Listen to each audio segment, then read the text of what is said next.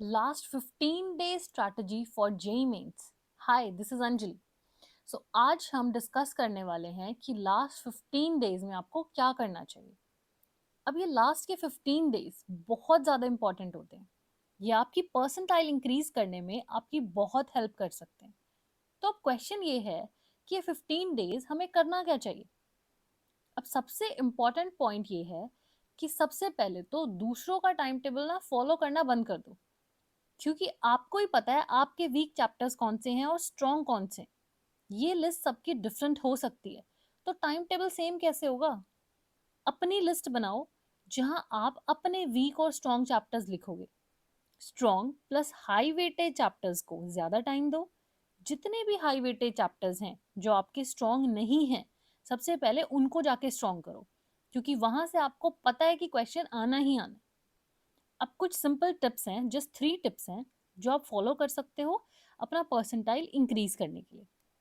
Now first one is कि 9 to 12 और 3 to 6 का जो आपका एग्जामिनेशन स्लॉट होता है, उस टाइमिंग में बैठ के आप एक पीवाईक्यू पेपर सॉल्व करो।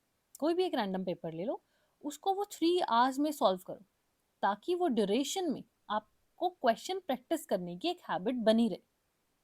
सेकेंड टिप है कि अब ये जो आपका टाइम है उसको आप डिवाइड कैसे कर सकते हो। 70% टाइम आपको देना है पीवाईक्यूज को, और जो आपके रिमेनिंग 30% है उसको आपको रिवीजन को देना है। अब रिवीजन में क्या क्या हो सकता है। रिवीजन में आप बेसिकली अपने नोट्स, आपके कंसेप्ट्स, जितने भी आपके शॉर्ट नोट्स हैं, फॉर्मूलाज हैं, वो सब रिवाइज करोगे, वो सब यहाँ पर आ जाएगा।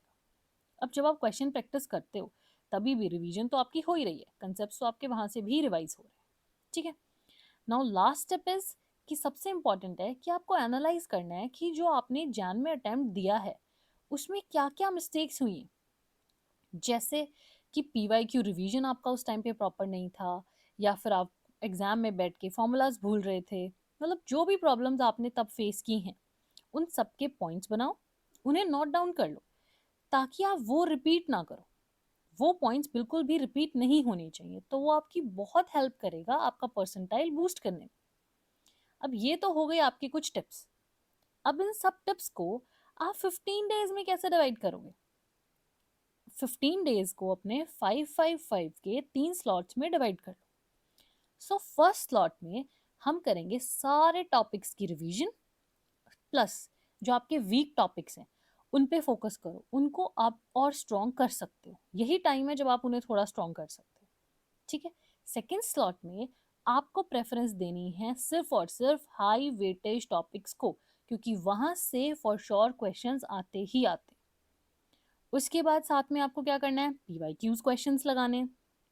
ठीक है, जितने क्वेश्चंस आप कर सकते हो। एंड थर्ड लास्ट स्लॉट जो सबसे इंपॉर्टेंट है, लास्ट के 5 डेज, उसमें आपको जितने क्वेश्चंस आप सॉल्व कर सकते हो क्वेश्चंस लगाओ, अपने शॉर्ट नोट्स फॉर्मूलाज को रिवाइज रखो, कि लास्ट मोमेंट पे आप फॉर्मूलाज भूलो नहीं, सब कुछ आपको टिप्स पे होना चाहिए। अब एक सबसे इंपॉर्टेंट क्वेश्चन और आता है कि how many hours should we study. अब ये लास्ट 15 डेज है, अब तक आपने जो भी किया ये टाइम सब चेंज कर सकता है।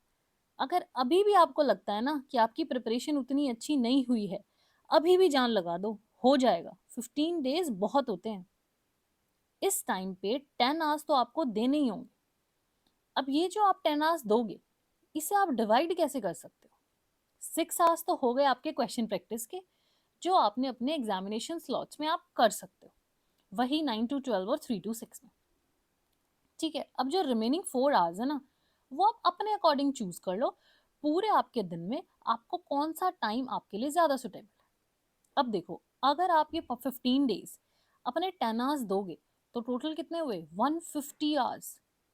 तो मतलब अभी भी आपके पास 150 आवर्स हैं, जो कि बहुत होते हैं। तो अब इन सब टिप्स के अकॉर्डिंग आप अपना टाइम टेबल बनाओ, अपनी स्ट्रेंथ और अपनी वीकनेस को ध्यान में रखते हुए, किसी का कॉपी नहीं करना। अब टाइम टेबल का मतलब ये नहीं है कि आप ये लिखने बैठ जाओ कि 9 टू 10 ये करना है, 10 टू 11 ये, 11 टू 12 ये, नहीं, बिल्कुल भी नहीं। डेली की एक टास्क लिस्ट बनाओ, जहां पे आप ये लिखोगे, सिर्फ चैप्टर के नेम लिखोगे कि ये चैप्टर्स या ये टॉपिक्स मुझे आज कवर करने। और डे के एंड में उन्हें टिक करते जाओ कि हाँ, ये मैंने टॉपिक्स लिखे थे और ये मैंने आज के दिन में कवर कर लिए। ऐसे आप टाइम टेबल बनाओगे, अपनी टास्क लिस्ट बनानी है आपको बेसिकली। ठीक है।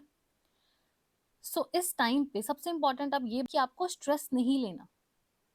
आराम से अपनी प्रिपरेशन करो, क्वेश्चन प्रैक्टिस करो, सब इजीली हो जाएगा। बहुत ज़्यादा स्ट्रेस आपको नहीं लेना। So just stay calm and all the best and do well.